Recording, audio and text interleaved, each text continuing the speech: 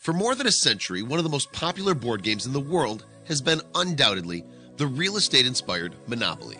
Though it rose to popularity after the Parker brothers released it in the 1930s, the successful game was actually invented by a woman named Elizabeth Magie, and it was originally dubbed the Landlord's Game. What neither Magie nor Parker brothers could have predicted, however, was how critical a role the game would play for soldiers in World War II. Far from just a way to pass the time, Monopoly was utilized for a more secretive and brilliant reason by British POWs in German prison camps. So, what did these soldiers use the famous game for exactly? The answer will amaze you.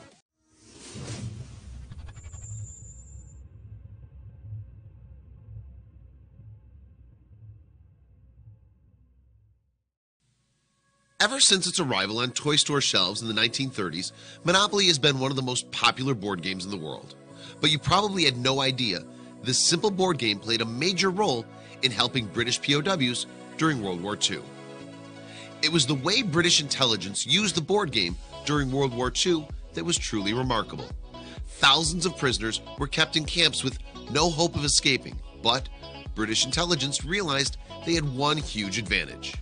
You see, German guards allowed British prisoners to receive care packages from humanitarian groups while they were imprisoned. But how exactly would British intelligence use this to their advantage?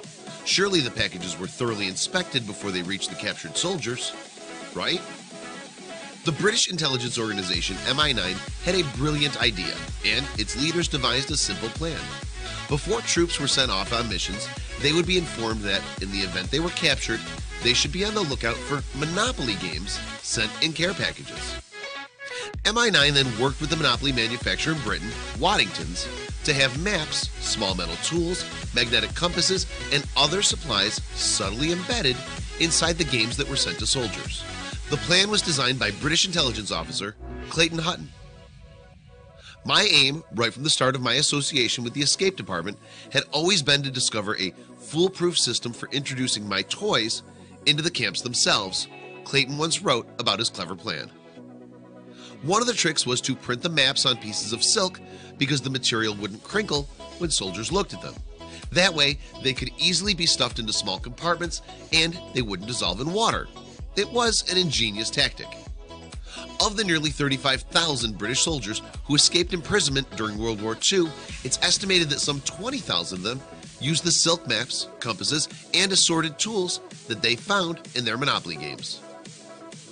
But Monopoly wasn't the only game that included secret tools to help prisoners escape. Maps, banknotes, and messages were also included in chess sets and packs of cards. All this happened right under the Germans' noses.